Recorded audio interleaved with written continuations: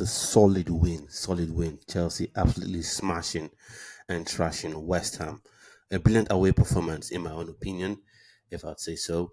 I think started well, and Nicholas Jackson getting his goal, taking his chances, two chances he had. I think he had another one, but he took those two goals brilliantly, especially the second one.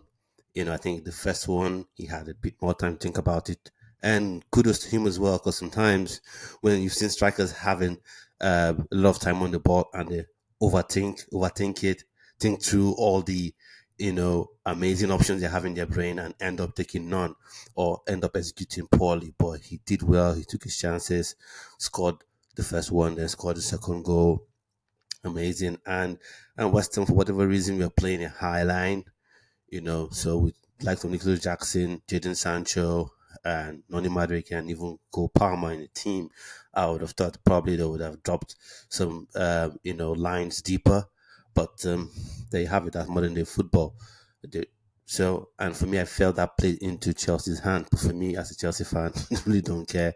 I'm happy to do it, and I hope more teams, play high line against Chelsea. So, brilliant win, brilliant for Nicholas Jackson and Cole Palmer getting among the goals again.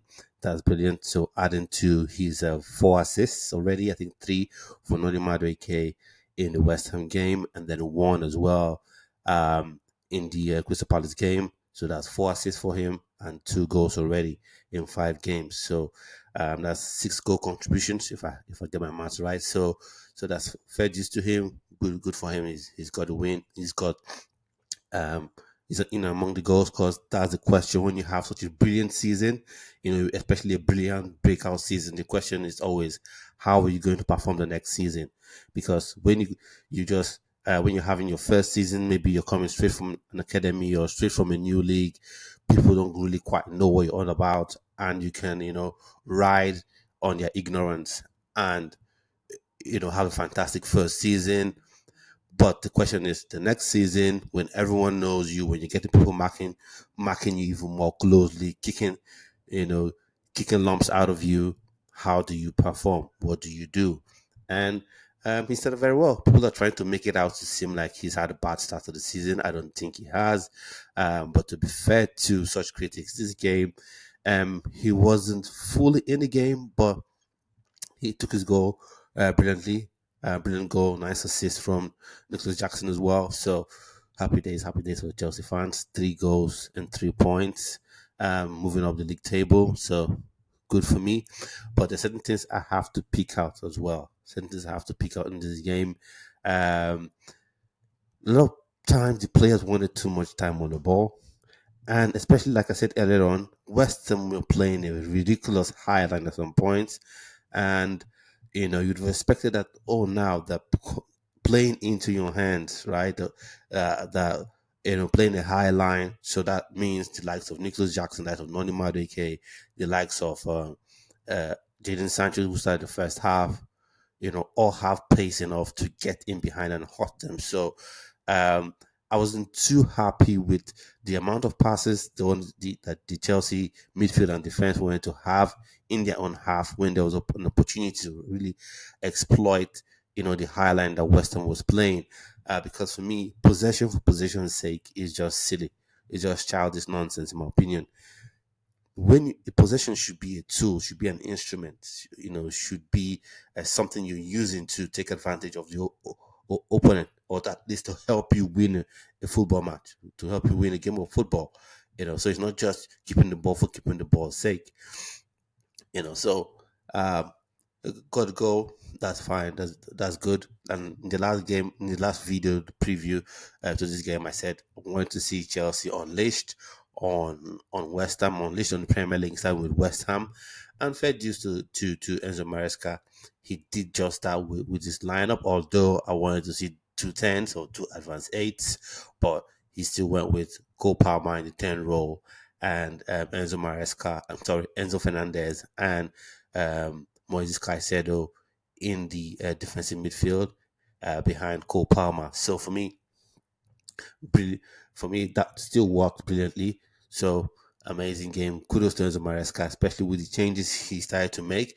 Even at 2-0, he was bringing on attacking players, Jao Felix, bringing on the likes of, you know, Nkunku, still going all out to attack, bringing on Pedro Neto. Pedro Neto showed his pace down the left hand side as well. A lot of times, trying to push the ball into the box. So fair play to him. Jadon Sancho, I think, was decent on the ball, although he didn't get too much of the ball. So for people who want to jump on the bandwagon to say, you see what we told you, first 45, he just had one good performance and Chelsea fans are losing their heads on sometimes, like you do. Maybe even get this from non-Chelsea fans from Chelsea fans as well to say, oh, you see, you're hyping him, you're praising him too much last game. He didn't play that well this game. No, there's a difference. A player could get on the ball and not do anything with the ball, and that's him playing badly. Then you could have a player not getting the ball, and then he doesn't have an impact on the game. So the few times he had the ball, he had the West Ham defenders, he had Wan-Bissaka, and other Western defenders on toast. Because he has this thing where he's able to stop the opponent or stop the oncoming defender with the way he controls the ball. He doesn't give them the opportunity to, because he creates that doubt in their mind. Okay, he stopped this ball. If I rush on, he can take me on. He can push the ball and run past me. And he showed his immense skill on the ball. And there's the lack of understanding, I think, between him and Nicholas Jackson. I think with time playing together, training together, that will come to the fore because there was a pass he made, and that was a normal pass that someone maybe like an Nkunku would have run onto and got that ball and probably would have punished West Ham even more. But not taking anything away from Nicholas Jackson, he played well today. He did 2 goals and an assist as well. So I wouldn't be surprised if he's named man of the match. So Cole Palmer and Nicholas Jackson, fair play to them.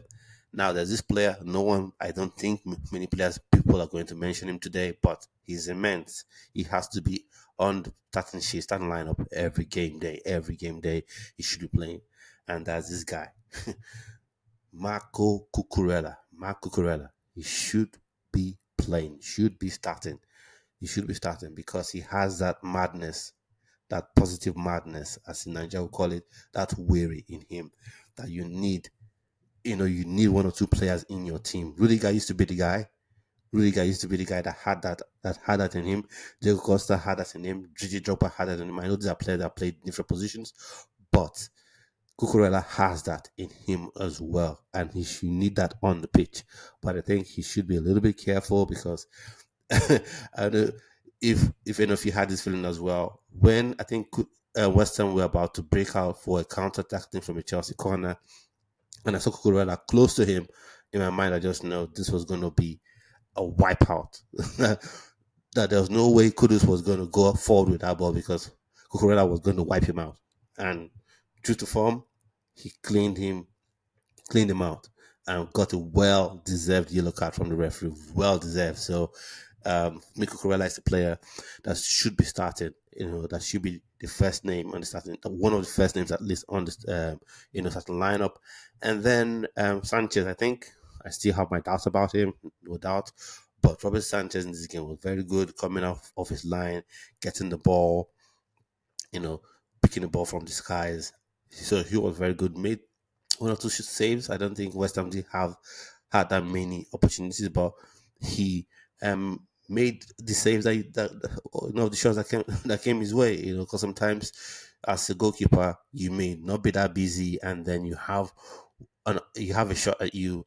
You may not be the best of shots, may not be a very well taken shot or well hit shot, and then you just punch the ball into the net, or you fluff the ball because you're not warmed up yet. So you could have a game like the Bournemouth game where you are constantly under pressure and you're very good in that game, which is good. Which you want your keeper to be good in those games and not wilt under the pressure. And also, if we want Chelsea to be a top team, if we're expecting Chelsea to be a top team, we'll have most of the games where Chelsea will be dominating possession, dominating play, dominating attacking chances created, and then out of the blue, the opposition creates a chance, creates an opportunity, and then what happens is you end up, and then the goalkeeper fluffs the line because he was not expected, so, um, a shot or something, and then maybe he's got bored and he concedes a goal. So it shows amazing concentration from Robert Sanchez. So I hope it continues. Long may it continue. Um, and that's it. So a fantastic win, 3-0 win. Kudos to everyone. Goes to everybody there. To all the players. I think it was a brilliant performance. Um, is there any Tosin? Yeah, I must talk about Tosin. Tosin should be another one of those that have their name as one of the first names on the starting lineup or in the starting lineup because he was actually very immense. He brings the calmness to the defense that you don't get from a Wesley Fofana necessarily. Or rather, to be fair to Fofana, it's not something you get. You don't get that calmness when you pair Colwill and Fofana together. Tosin needs to be paired up with one of them. So it's either Tosin and Wesley Fofana or Tosin and Colwill. So he has to be the key starting centre back. And between Wesley Fofana and Levi Colwill, they have to compete. Or Enzo Maresca has to, decide which of them would be the that of his partners in the team in that center back role. So happy days, good win. I hope it continues this way. I know Liverpool just want to say now, oh, it's just West Ham. Oh, we've had so many games we had so many games like that last season. Oh, it was just Nottingham Forest lost. Oh, it was just against Aston Villa lost. Oh, it's just against this team. No, at this point in time, maybe 5 years from now, Chelsea will get back to that point where you can say just West Ham. No, you have to beat the team in front of you. There's no arrogance to say it's just this team, it's just that team. Whatever team you come up against, you have to win those games, especially the games you expected to win. Because mm, you come up against Man City, maybe you're not expected to win those games, and you draw, maybe you lose. But these games, and that's what I said going into the season, I want Chelsea to be at this point. My expectations are Chelsea should be the best of the rest. You have your Man Cities, you have your Arsenals. Okay, some may argue Liverpool, fair dues, have them three, but from Liverpool downwards, Chelsea should be the best team in the league, in my opinion. So this is the games you should be winning. So yeah. So at this point, I've come to the end of this video. Thanks for watching. But do smash the like button, subscribe to the channel, and click the notification bell so you're notified each time I post a video on the channel. So do have an amazing rest of your day. Bye bye.